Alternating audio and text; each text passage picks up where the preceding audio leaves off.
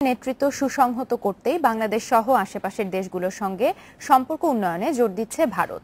বাংলাদেশের সঙ্গে অমীমাংসিত বিষয়গুলোর সমাধানেও আশ্বাস দিচ্ছে তারা।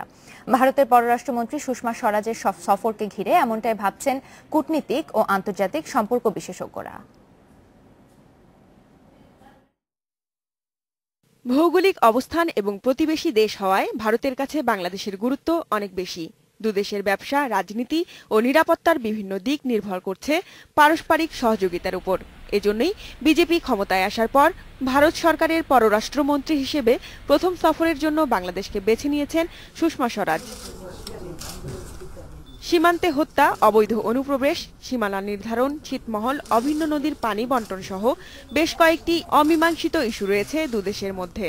বিশ্লেষকেরা বলছেন, বর্তমান বিজেপি সরকার সম্পর্ক উন্নয়নে আন্তরিক হলেও এসব সমস্যার সমাধানের ক্ষেত্রে থাকবে অনেক হিসাব নিকাশ। বিজেপির আমলে ল্যান্ড বাউন্ডারি এগ্রিমেন্ট রাটিফাই হওয়াটা আমি মনে করি সম্ভব, যেহেতু বিজেপির কারো উপর নির্ভর করতে হবে না। তবে আরও যেটা বড় সমস্যা রয়ে গেছে, তিস্তা পানির বিষয়টা, পশ্চিমবঙ্গের সাপোর্ট দরকার। কিন্তু আপাতত দিল্লির সাথে কলকাতার যে সম্পর্ক, সেটা খুব একটা পজিটিভ সম্পর্ক এখনো না। ভারত এবং বাংলাদেশের একটা আরবিট্রেশন অ্যাওয়ার্ড হতে যাচ্ছে সমুদ্র সীমা নিয়ে 2 জুলাই। সেই সমুদ্র সীমার উপরে ডিপেন্ড করছে এনার্জি, রিসোর্সেস, ফিশারিজ এবং আরও অনেক কিছু জিনিস। সেখানে যদি রাজনৈতিক সদিচ্ছা না থাকে দুই দেশের মধ্যে, তাহলে কিন্তু আমরা এগোতে পারবো না। প্রতিবেশী দেশগুলোর সঙ্গে সুসম্পর্ক তৈরির উপর জোর দিচ্ছেন ভারতের প্রধানমন্ত্রী নরেন্দ্র মোদী।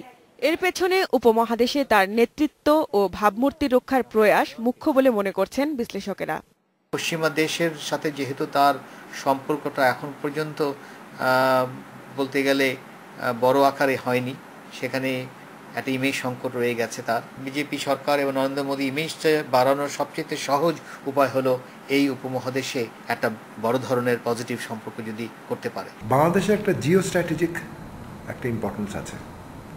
আর দ্বিতীয় জিনিস হচ্ছে, মোদী কিন্তু খুঁজছে একটা ডেভেলপমেন্ট পার্টনার হিসেবে।